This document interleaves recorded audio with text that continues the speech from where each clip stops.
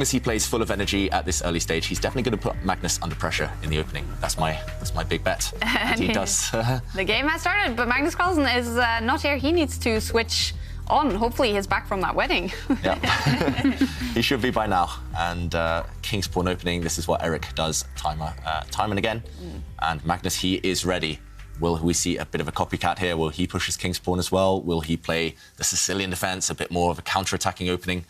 Lots of choices. Against Eric, I suspect push the King's Pawn. Yeah, just keep things solid. I think that's the main thing Magnus needs to do right now. Magnus was really impressive with the white pieces yesterday, but with black, he struggled slightly. He was a bit lucky to avoid defeat against Vidit, and then he lost against Ferrugia. So Magnus with black, he needs to just get out to the opening, simply. Yeah, and he needs to make a move. He does need to make a move. I was reading in some old history books, actually, that some of the olden-day grandmasters used to take a lot of time to play their first move, and this didn't go down very well in the Soviet Union when they did that. OK, but we have a decision. E4, E5. Yes. Predicted. So, yeah. And White's knight coming out. This is standard stuff. Black's knight defending his central pawn. And the Italian game, again, one of the most popular openings in chess these days, especially at this top level. It's one of the things we learned first when we were beginning the game, right? But then just over the last few years, it's become a trend. It's exploded, this type of opening. And Magnus is an expert from the white side as well. So, OK, a pawn push. Black normally brings his other knight out now. Yeah, I'm expecting him to pick up his knight and just to develop it. And this has actually become quite a popular system because Wesley So started advocating it in his chessable course. And even I've...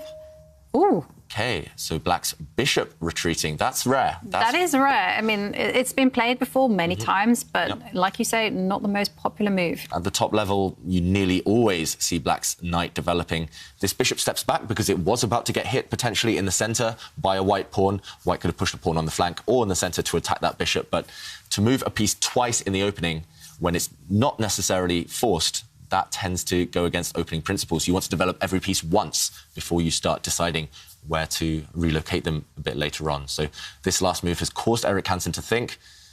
White can castle, for example. White can push a pawn in the centre. A lot of choice here for White, but either way, Magnus, this is either a really nice idea that he studied in detail or he's freestyling.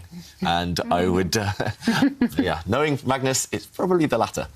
So, OK, Eric thinking at this early stage. Normally, it's just keeping things simple here with White. The reason this opening is so popular is because there's nearly no way to go wrong. There's 4 or 5, 6 different plans that you can go. They're all viable. They all have their benefits behind them. And that's what Eric is doing right now, spending a minute or so just choosing a plan for White, where to put his pieces. Yeah, and I can tell you a few of the plans once I get my database up. And, oh, dear me, hang on. The most simple plan for White would be to castle. Just a precise minute when I'm bringing up the board, my computer decided to switch windows. I'm like, no. OK, so White has a few plans at their disposal. The most popular one and the most committal one is simply just to occupy the centre with a pawn. OK. That's the most popular one. Another one is just to keep things flexible and just castle the king, move it to the right, hide it away. Another option is, might be possible, but I don't think somehow that Eric Hansen will do this. It's actually just to pick up the queen's pawn and push it 1 square forward. And if he's feeling very, very brave, he can actually pick up his queen's pawn, this pawn on the left, the B pawn, move it up 2 squares. OK, so you could push pretty much any pawn. This one, even your rook's pawn if you want. But if I were Eric here, I mean, 2-minute think at this early stage, I think it's just best to keep things simple. Just castle the white king away and then decide later on, depending on what black does, which pawn to push. Normally, you want to push this pawn forward 2 squares if you can, rather than kind of just take a 1 step and then push it forward later. Because, for example, if black just pushes the pawn, now white occupies the centre. This pawn really well fortified, defended by pawns, defended by knights, and black's going to be slightly cramped. It's going to be hard for black to ever break down this pawn duo. And white's also slightly ahead in development. OK, he does this first. He doesn't castle yet. He pushes a pawn in the centre. And, wow, this has made Magnus decide to bring his queen out at an early stage. This is extremely rare in the Italian opening. And now defending the central pawn with the queen and with the knight. Ooh, it feels a bit shaky for black. The queen here could actually become vulnerable later on to attacks from white's bishop, for example. And, yeah, I don't think that this is necessarily too scary for Eric. He does just castle his king, and finally, black is starting to develop his pieces. And now black, if he gets the time to castle, he'll be solid, but I prefer white's position, purely because of these two really strong pawns. Okay, so is a plan for Eric now to put pressure on Magnus so that he doesn't have time to castle? Yeah, maybe we can start creating some threats. So, OK, still we're in the realms of what is called theory. The position has been played before. And white has actually gone for 3 main approaches. The first one is just to do what David says, simply just add pressure to the centre by picking up the rook and moving it to the E1 square. Another one is actually to be very concrete, is actually to pick up the pawn in the centre and push it 1 square forward, attacking the knight. And a third option is actually to develop the dark squared bishop on the most annoying diagonal, which is to pin the knight. So lots of options there. Lots of options, yeah. Do you think this is a ploy by Magnus Carlsen? Maybe this is just a strategy he developed beforehand. He's just thinking, Eric, we saw him in time trouble in a lot of his games yesterday. He's giving Eric a huge amount of choice at this early stage, and already black is 4 minutes up on the clock, and by move 7, that's quite a significant advantage. Exactly, and we're still in the opening, and we're still in a position that is actually quite known. Yeah, the game won't be decided yet. It won't be decided in the next few moves, and Eric, he needs to speed up. He needs to start getting those moves down on the board. As I mentioned, there's no right or wrong yet. You just develop a piece, and you pointed out some of the key plans there for white, the at least most popular plans. Bring the white rook to the centre, bring the white dark squared bishop out. You can even develop the white knight. OK, he centralises his rook. Sensible stuff, but it did take him a bit of time. And Magnus, if he keeps giving those options to Eric, he'll be feeling confident that the clock situation will become a huge factor later on. Meanwhile, Magnus just solidifying the centre for black with his pawns, getting ready to maybe develop the black light squared bishop out into the game. And Eric, he might well burn a bit more time now because all of those choices you mentioned, Ivanka, they still exist for white. Certainly still exist. But the white's main move, interestingly enough, is actually to pick up the H-pawn and move it up 1 square. And that's just to reinforce the kind of control. OK, he's played it. And Magnus doing something that is actually really popular these days, and that's just a copy. And, OK, now the moves are coming quite quickly. So he's picked up the queen's pawn and moved it to queen's rook's pawn, A4. And he's pushed it forward, and there is a bit of an idea to trap black's dark squared bishop. So that black dark squared bishop sitting over there, nice and pretty. It is a bit lacking of squares, and that white pawn push means that Eric is at least hinting that he wants to push it even further and annoy that bishop. So normally here we would expect Magnus to maybe push his pawn. Again, a bit of copycat here. All of the rook's pawns now been pushed, and that has created a hiding place for black's dark squared bishop. So just very sensible stuff from both sides so far. Eric just hinting at some small threats here and there, and Magnus just defending against them, keeping everything protected. Right now, again, it's a big decision for Eric. How does he develop? If you look at white's pieces over there on the left side, he needs to bring them out at some point, but where to and in what order? A few questions there. He brings his bishop out first. And it's one good sign, actually, for Eric is that he's actually taking these decisions now quite quickly. Because, the last 3 or 4 moves, exactly, because there have been some choices. There's been a lot of certainly opening choices where he could have just played whatever he wanted. OK, so now the actual main move in this position for black is the most aggressive moves possible. And I think Magnus might well play it. I think so too.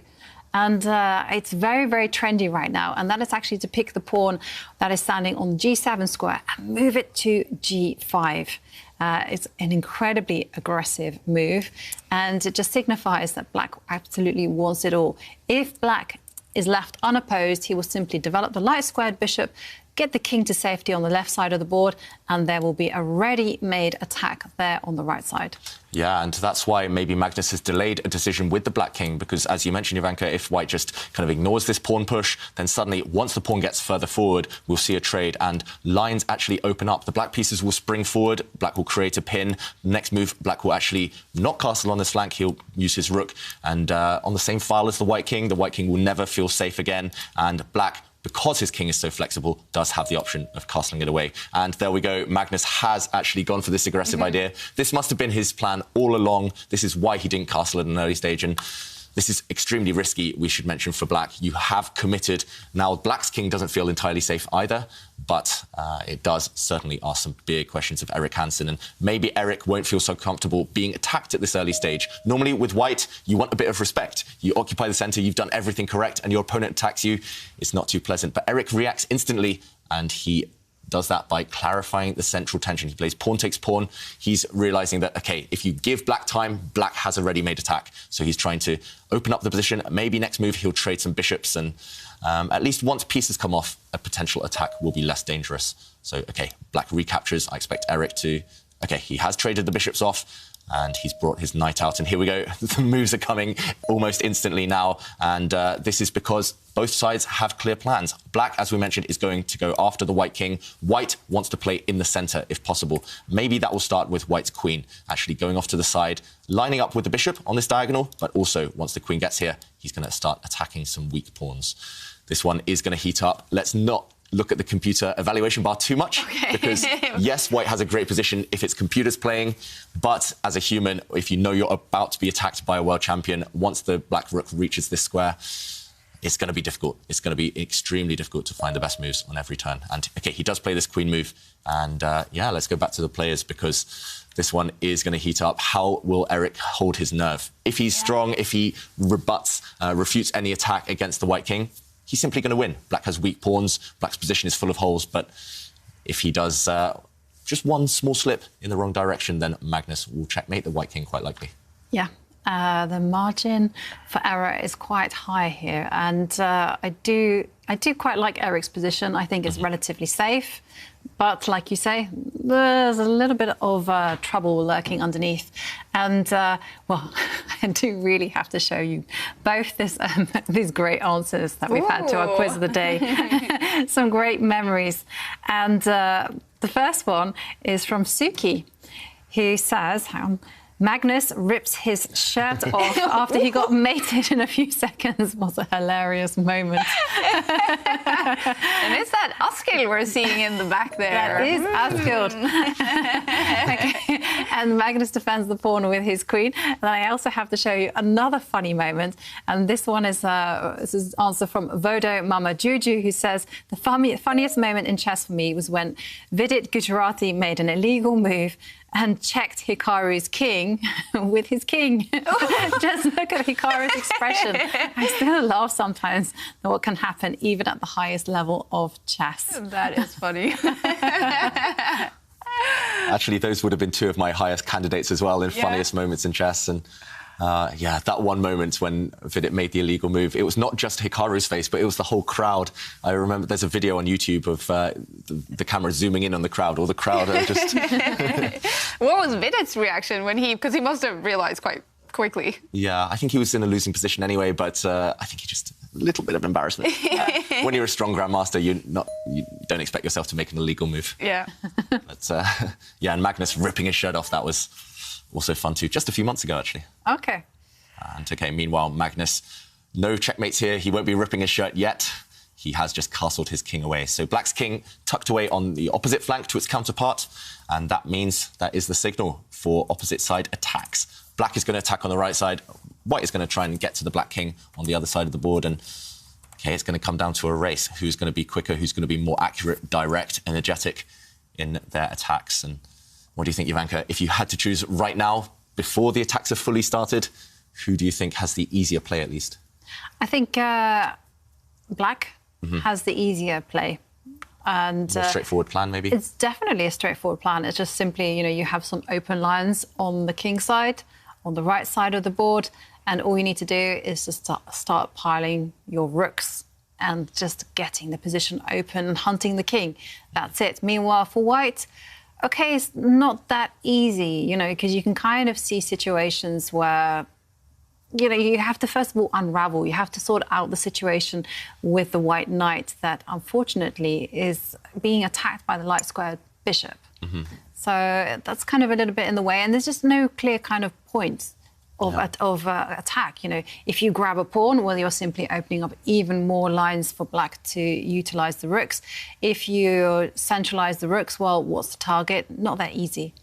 So it's actually all about the rooks, I think, right now. So white maybe can get some pieces towards the black king, but without rooks, you'll never really be able to attack. And black does have this very straightforward plan of just shuffling a rook along the g-file, and white's king is going to come under heavy pressure there. So that's why Magnus, making a bit of a face there. Maybe he's surprised that the game's become this complicated this soon. But meanwhile, Erik's made a decision, and that's to push a pawn forward. That is committal. So yes, he solidified that white bishop in the centre of the board. Black never actually wants to trade off that white bishop because it will just be replaced by a pawn, and that bishop's on an outpost. But actually, knights are the best pieces on the outpost, and that white bishop in the centre of the board, it looks pretty, but it doesn't really want to ever move again. And Magnus will just ignore it and play around that piece. And there we go. He's gone very consistent with his plan. He's brought his rook to the g-file. White's king is going to start feeling a bit uncomfortable now. And if black can later move the light-squared bishop, maybe double up the two rooks against the white king, it's going to be scary times for Erik Hansen. But OK, he moves his queen across. I like that last one, at least, covering some dark squares. The bar, and you are not agreeing today, David. We're not in sync yet. I like it from a strategic point of view. Maybe that was just a more direct move. OK. Well, we have a very direct answer here, because Magnus has simply moved the knight into the beautiful outpost. OK, so the first question that I would have in this position is, what is to stop white from just going knight takes knight? Yeah, it looks like a bit of a pawn sacrifice, at least temporarily, by Magnus Carlsen putting his knight in. And you can't really tolerate this knight for too long, right? It's too strong here. So let's try getting rid of it. And after pawn takes knight... Queen takes pawn. Let's be greedy. Greed is sometimes good. Sometimes good. I realise here there might be some issues. So actually, Magnus's sneaky trap, his sneaky plan here is, now that the queen's been distracted away from this third row, black can actually utilise that by bringing his bishop down. And because of this pin, this white pawn is actually suddenly overwhelmed. This pawn is attacked twice by black's rook and bishop. You can't really defend it in a great way. And actually, if you bring it forward one square, whoops, rook takes pawn will be check. And after pawn takes rook, suddenly the queen will dive into the position and team up with the bishop. The king is doomed. And this would be checkmate. The king given the kiss of death here in the corner. So that is Magnus's plan. And this, I know this is a 4-5 move long variation, but Erik will easily be able to calculate this. And going back to the current position on the board after black's knight has jumped in, he will be looking for alternatives. Maybe leaving this knight on the board, although it does look very strong. The other alternative is to trade and keep the queen on this third row, maybe just covering this square, not letting the black bishop attack the key pawn. What do you think, Jovanka? Will Erik play this one? Will he just leave the knight alive? I guess in this position you could... I would get rid of that knight. That didn't enter my radar. I was just thinking in rather simple terms. I was just thinking that knight can't stay alive. It's on the white side of the board. Get rid of it. And I agree with you. I don't think necessarily that I would capture that pawn. It's not worth the trouble. Yeah, so here you don't take this pawn. This hasn't happened. Erik has just ignored black's really strong knight in the centre, and after the knight jumps forward, he's just ignoring it. He's going on the attack himself, trying to leave it open, the position around black's king. This is actually really reminiscent of yesterday's game between Firouzja and Carlsen, where black was in the ascendancy on one side of the board and white was in the ascendancy on the other side of the board, and it's just completely different plans. It's like in football, one side's running with the ball down the right wing, but the other side's put all their players on the other side of the board. And, Magnus committing very quickly with his pawn. He's trying to block up this line, at least. He's not letting the rook enter. And he's hoping, actually, maybe for a pawn trade, because suddenly black will be able to trade queens in a favourable way. So, really complicated stuff right now. And in the current position, I think Hansen, he definitely has to deal with the tension here. The black knight, you can't leave it on the board for too long. Just take it, move the queen, and the game goes on. Some gutsy play by Magnus. I didn't expect him to actually push those pawns. And now he left. Oh, OK. Where's Magnus? That is a big question. Yeah. He's off to another wedding. Going to start a business as best man, Magnus Carlsen. He didn't have to give a speech, though, I found out. That's disappointing. Oh, I can imagine he would have been good at that as well, giving speeches. All right. Meanwhile, Eric, I do wonder whether Eric has the video of Magnus up on the screen. Maybe he's realised that Magnus is left, and maybe he'll want to get a quick move on the board so that Magnus's clock starts ticking down quickly. Yeah. But yeah, 7-minute disparity so between the times here. Whilst Eric is having a think, I just wanted to share some memories, and that was Liam Watson reminding us, when it comes to our quiz of the day, Nepo getting attacked by mosquitoes in his FTX. I think was laughing a little bit about that. OK, so knight takes knight has been played now. Yeah. OK, pawn takes knight is forced. Yeah, but Magnus, once he gets back to the board, he will recapture. It's slightly surprising, actually, at least for me, that Magnus didn't pre-move pawn takes knight, so that even if he's not at the board, this move would have happened automatically. That's one of the pros of online chess. You can just make a move. Okay, did you just see that he was wearing shorts? Yeah, back in shorts. That's Magnus's style. We've seen it before.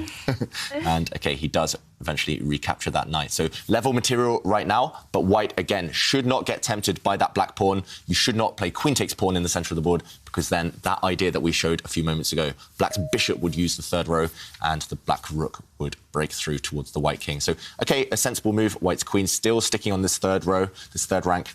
It pretty much forced to stay there. And actually, Magnus has to deal with a big question. There's a threat of pawn takes pawn on that left side. If white is able to achieve that, suddenly the C line will get open. And if a white rook occupies that C file, look at the black queen, look at the black king. They will be caught in a pin, potentially. So Magnus, he has to try and close down that side of the board. Yeah, I was going to suggest that move. So instead of capturing the pawn or opening any lines, close it down. Push the B pawn one square forward. Yeah, and that would be a very nice strategic move, I think. It does look like a sacrifice again, but remember, if black pushes this pawn forward, note that it closes down this line now, so white's rooks will not be able to use it. If white's queen takes, then same problem. The black bishop would come to the third rank, and suddenly danger. And actually, this would be fatal to the white king. So I do think that this is the most sensible move in the position, pushing this pawn forward. Maybe Magnus is getting tempted to initiate some trades. Maybe I could imagine knight takes bishop, getting rid of that really strong bishop. And if white captures with his pawn, trying to threaten bringing the rook to pin the queen, then just shuffle your king to the side. And now it's actually not a big deal. Once the rook arrives on this side, you can activate the black queen. And maybe the black queen now can team up with a bishop and start creating attacks of his own. Suddenly, the black king would look much safer than it previously did. So the big question is to take the bishop or not?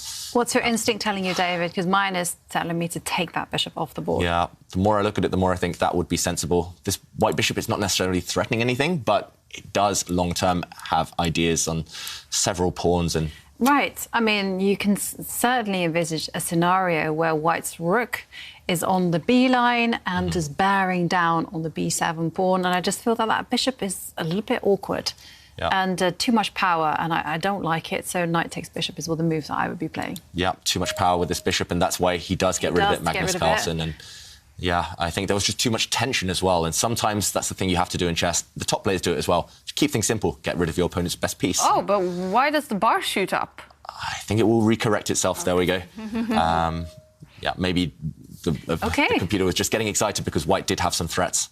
OK, but what about this pawn capture that Eric's just played? Yeah. It wasn't the most... it's not intuitive, right? I guess you would capture towards the centre. That's what we're all taught. Yeah, but at least this pawn capture does open up white's rook on the E line now. That's an open file. White's rook has full control over that, and maybe some squares for the white knight. Maybe white likes that that kind of tension with some pawns over there on the left flank. So interesting. I think we're just told from a young age, always capture towards the centre, and white capturing with his central pawn away from the centre there. Yeah. It's just not instinct, but that doesn't mean it's bad. Sometimes you have to make exceptions. You have to be flexible. Yeah, I totally agree with that. And if we're kind of cold about this position, what is Magnus actually threatening? I mean, his rooks are on an open. His one rook is on an open line. It's not doing too much. And of course, there's still the issue of this pawn on B5. You know, it's under attack. He needs to do something. Does he open up lines? Does he capture a pawn? Yeah, that's still a big question. It's a question, isn't it? I mean, what do you do with your king? I mean, obviously you've got... OK, so he's captured a pawn. And, OK, now knight takes pawn. Yeah, I don't think Eric will contemplate going to an endgame Firstly, because he's playing an endgame genius like Magnus Carlsen, but also because white's chances lie in the middle game, lie in an attack, a potential attack against the black king. And black's king there, just going off, trying to hide in the corner if it can. Sensible stuff. It was threatening, white was threatening to go for some checks. And yeah, I think the reason I like Erik's position slightly more than black's is because queen and knight they have a huge amount of attacking potential. That's the best combo when you have an attack brewing. But if he's not accurate, especially because of the clock situation, then Magnus might well have time to go for the white king. White's king is lacking defenders, and if the black bishop can move, suddenly there might be some serious threats. And what do you think right now? Is white going to move his knight again? Is he going to bring a rook towards the centre? Is he going to push his central pawn forward? I was thinking about what does white want to do, and I was thinking, really, white actually wants to just move the rook to the 7th row. And then once you've done that, then the queen and the rook can actually harmonise and work on the b7 point. Unfortunately, that's not an easy job. No. But then we do actually have some kind of pressing concerns. And my second thought is actually you have to deal with this pawn that is standing on d5 that's unprotected and under attack. Now, if I pushed my pawn forward, well, actually, I concede some squares. I'm thinking the black queen can actually step forward to a light square, and as you can see, the weakness around the white king, it's pretty dire, you know, because it's on the light squares, and you can just see the coordination there between the queen and the rook. So you don't really want to be doing that. Then I'm stuck. Yeah, and it looks like it's really attractive bringing your rook into the game, but I think it's come at too great a cost. And once this bishop moves somewhere, then, yeah, there's going to be checkmating ideas on this square. So that one definitely comes at too high a cost, like you said, Jovanka. The moves that I'm attracted to would be, firstly, just to bring the rook and just to kind of create some indirect attack against the black queen. Maybe you're not threatening anything immediately, but you force Magnus to worry about some potential attacks there. And the other move I would be looking for, maybe to bring the knight here, just now later on, if the black rooks ever disappear, there will be checkmating ideas against the black king on the top rank. So that would be very tempting for me as well. And Erik, he has to choose one of these few moves now, because clock situation, it's getting dire. You cannot do this against the world champion. 3 minutes against almost 9.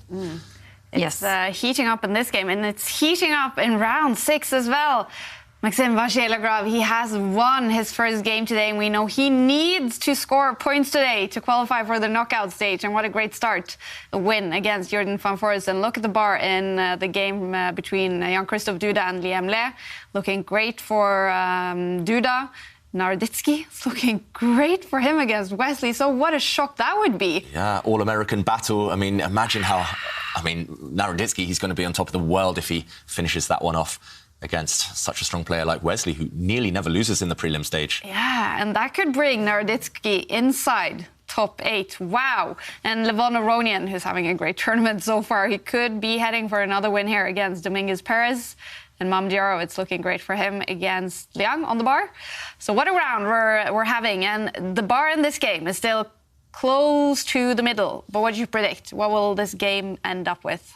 Still far, far from a draw, thankfully. Yeah. No, I was a little bit distracted by the quiz of the day answers, if I'm honest. They were making me laugh. And what can I say? Actually, I think that this position...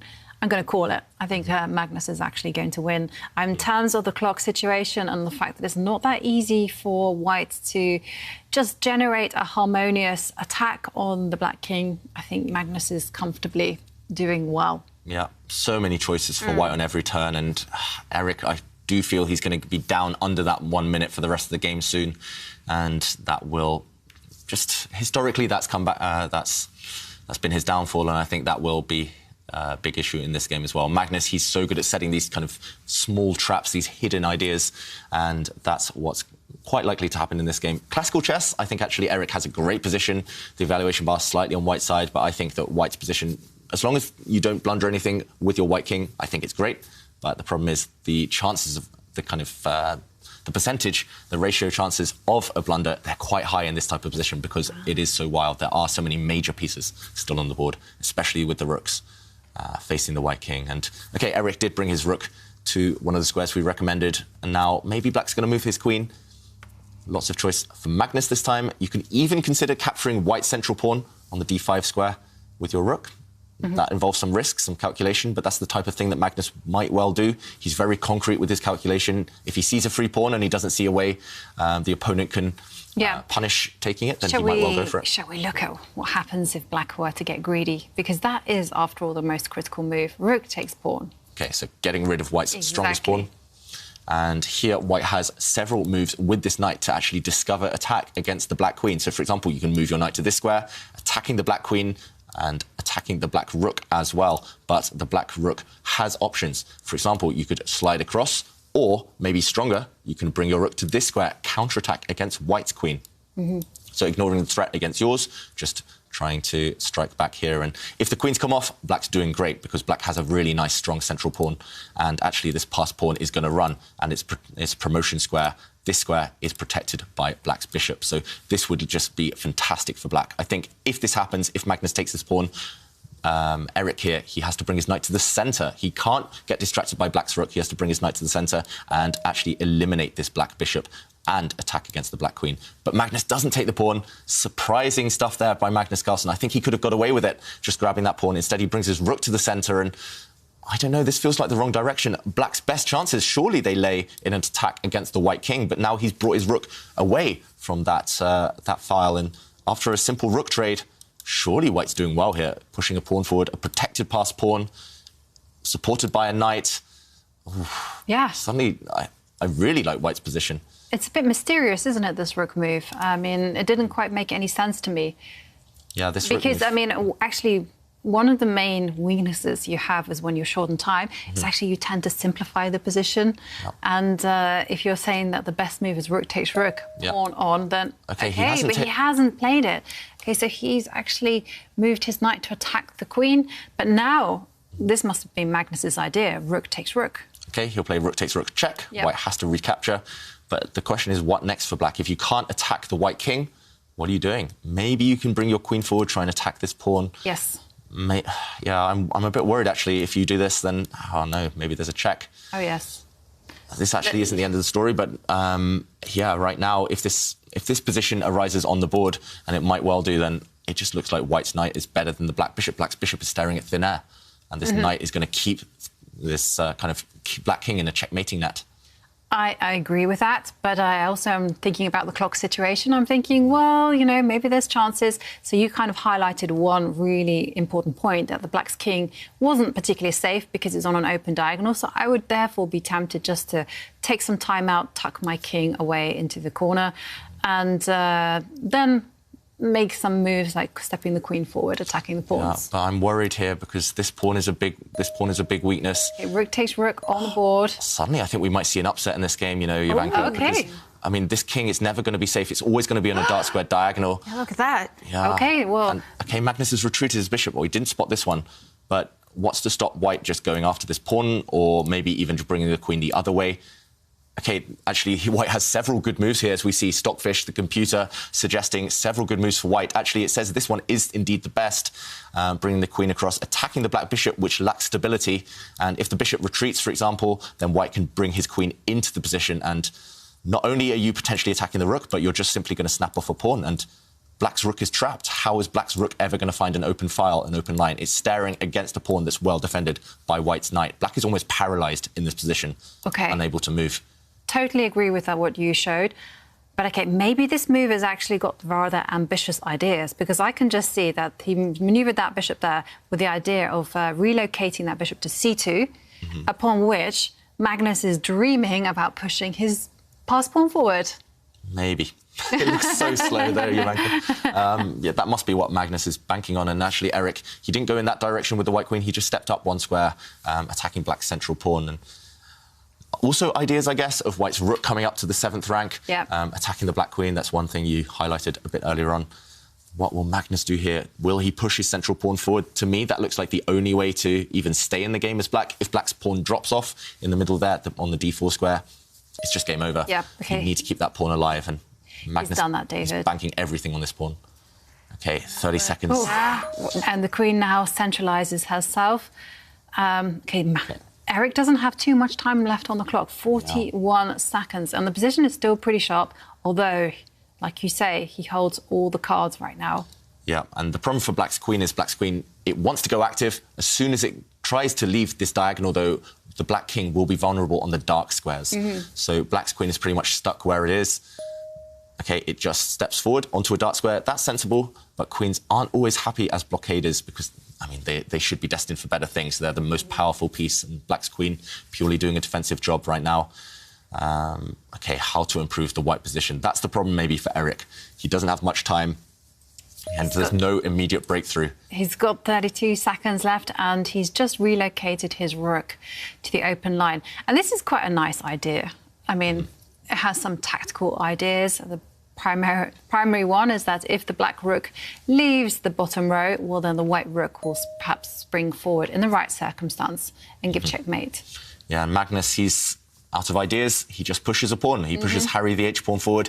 That pawn can't even advance any further, but Magnus, he's just giving the move back to Eric. He's saying, OK, you've got 20 seconds, find a move, improve the position. He also needs to do the same thing. Yeah. Which push one? A pawn. Okay, that this one. Yes, that's exactly the one I wanted. And also it supports, well, grabs a square, the c5 square. And then that means the rook can go there. OK, white just going for this dark square strategy. OK, black's rook, it feels like that piece needs to be improved right now. So maybe the move I would go for is to bring the black rook across. Again, just make Eric a bit nervous about the white king. White's king still on this G line. It looks undefended, and you could potentially brew up some threats against it. So Magnus, he's just taking a pause. This is clever against someone who's in time trouble. If you have a few minutes more, don't let them get in the rhythm. Don't just rush with them. Then your time advantage doesn't really count. Just take a moment, then play two or three moves quickly, then pause again for 30 seconds, then play another 2-3 moves quickly, and your opponent will lose their rhythm. That tends to be the best way to go. And OK, meanwhile, Naroditsky has beaten Wesley. So wow. OK, how big of a shock is this, you guys? That's a huge result, because Wesley has been so dominant in these tournaments. He rarely loses. OK, he's lost to Magnus Carlsen, but that's kind of, you know. Who else? Yeah, exactly. No one else seems to be able to touch Wesley. But, OK, what can we say? Naroditsky, he entered the arena and he said, yesterday, he wanted to play interesting chess. He wanted to play the role of spoiler. He's doing it. Yeah. And that's the thing against top guys. They want you to show respect. They don't want you to just attack them and go for it. And they love it when lower-rated players just beg for the draw. But no, Naroditsky, that's not his style. He wants to entertain the fans, and he's doing that. And actually, I just looked over that position. He was about to checkmate Wesley, so Wesley resigning. Not doing the streamer thing. Not doing the streamer thing, yeah. Wesley giving up with checkmate about to appear on the board. And, OK, meanwhile, in this game, we've seen one move, Magnus occupying the open line with his rook. And, wow, what has Eric done there? He's just moved his queen. He's taken his eye off the pass pawn. Pass pawn is a prisoner, must be kept under lock and key, and now you can just advance your pawn. Blunder, mouse slip? Yeah, blunder. He had 10 seconds, he panicked. Black's pawn is just going to advance, attacking the white rook, and also the black rook is going to swing down onto the first row, and that's just going to be the end. White's rook forced. It's a prisoner itself now, next to the white king, and I think black can just bring his rook into the game. That's pretty much it. Yeah. Once the black rook comes down to the first rank, black's d-pawn is about to become a new queen, and that just turned around in one move. You were right, Jovanka. It was just a clock situation. And yeah.